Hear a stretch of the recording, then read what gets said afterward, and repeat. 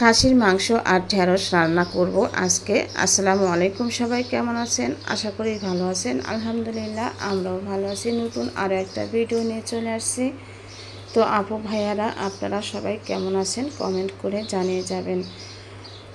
তো প্রথমেই বলে নেই যে অনেক আপু ভাইয়ারা আছে যে তারা সাবস্ক্রাইব করে তারপরে আবার উঠিয়ে নিয়ে যায়। কেন যে এটা করে আমি সেটা বুঝতে পারি না।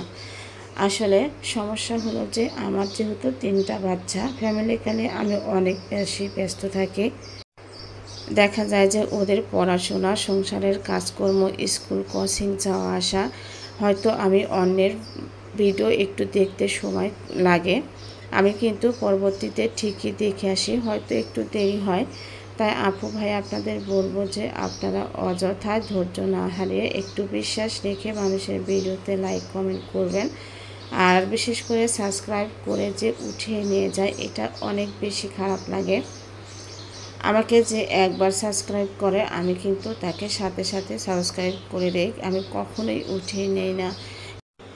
এই কাজটা করলে পরে আপনাদেরও যেমন সমস্যা হবে চ্যানেলের, ঠিক আমারও সমস্যা হবে চ্যানেলের। আবার অনেকে আছে যে সাবস্ক্রাইব করে নাম্বার লিখে যান, এটাও কিন্তু একদম ঠিক না।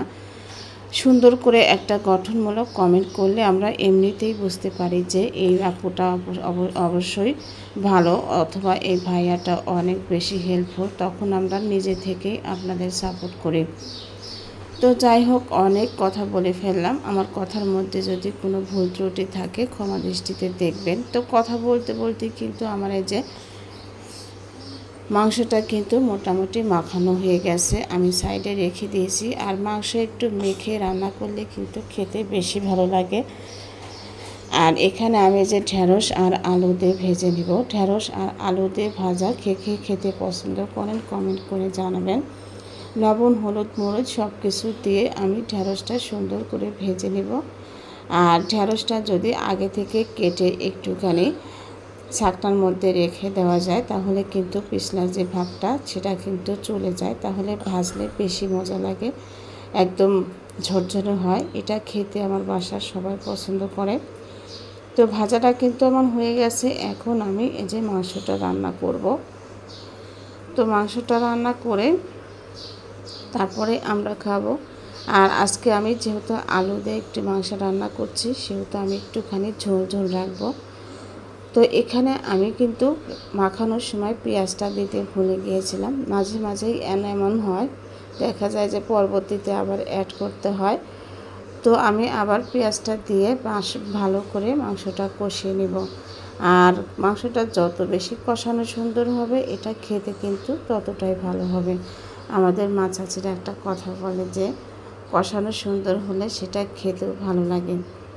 আর মাংসের মধ্যে বেশিরভাগ সময় গরম পানি দেওয়ার চেষ্টা করবেন, তাহলে খেতে বেশি ভালো হয়। আর মাংসটা কিন্তু অনেক নরমও হয়ে যায়।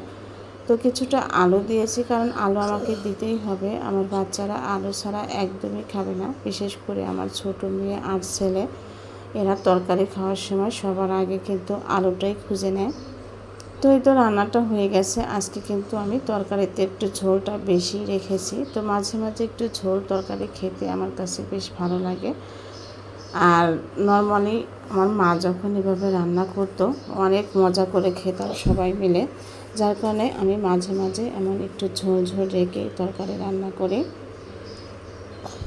তো এই তো এতক্ষণ আমার সাথে থাকার জন্য সবাইকে ধন্যবাদ। আর আমার তরকারিটা কেমন হলো রান্না কমেন্ট করে জানাবেন। কালারটা কিন্তু বেশ সুন্দর আসছে আর খেতেও ভালো হয়েছিল। ধন্যবাদ সবাইকে।